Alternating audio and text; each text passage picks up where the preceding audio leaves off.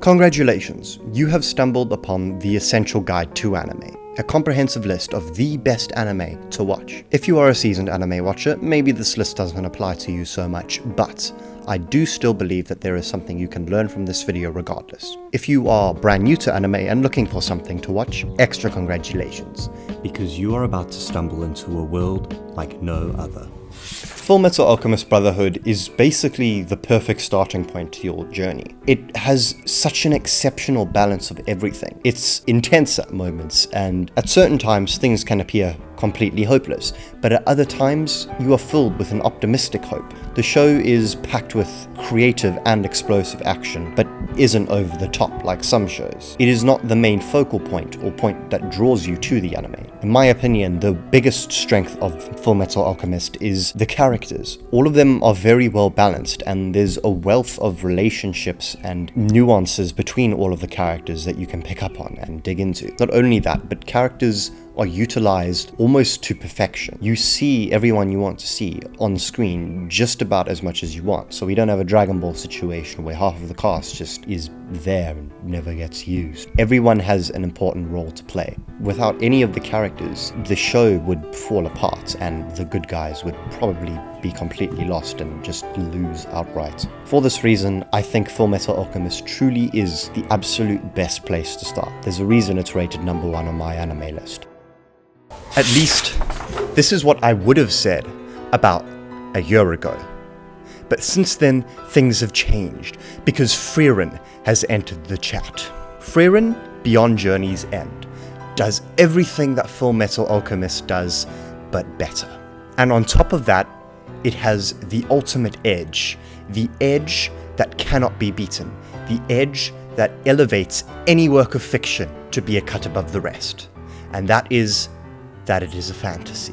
Surely it is not a coincidence that one of the biggest film franchises in the world is Lord of the Rings, and one of the biggest literary genres in the world is fantasy.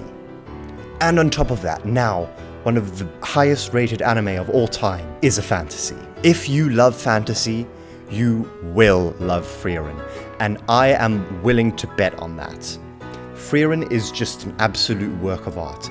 I don't know what it is about it, but there's just something so magical and so unique about it, even though there isn't technically anything unique. It's essentially the telling of a hero's tale, but from a unique perspective.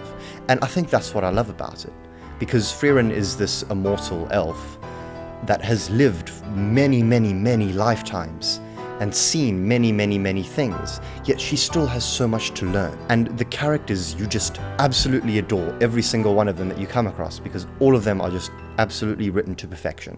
And it is just one of those shows that truly presents itself as a cut above the rest. Frieren, Beyond Journey's End, and Fullmetal Alchemist are both fantastic anime in their own right, but they both intrinsically deal with incredibly complex and deep themes, which might be something you're not particularly looking for at this moment in time. So let's slow things right down, and instead let's talk about a slice of life, and particularly the slice of life that got me into the genre as a whole. Horimiya at its core is just a simple slice of life anime about high school students. If you are in high school, it is at times quite relatable, and if you enjoy romance, then the anime is definitely for you. The only way that it deviates from a typical romance anime or romance show is that it is a much more fast-paced romance compared to the slow, drawn-out,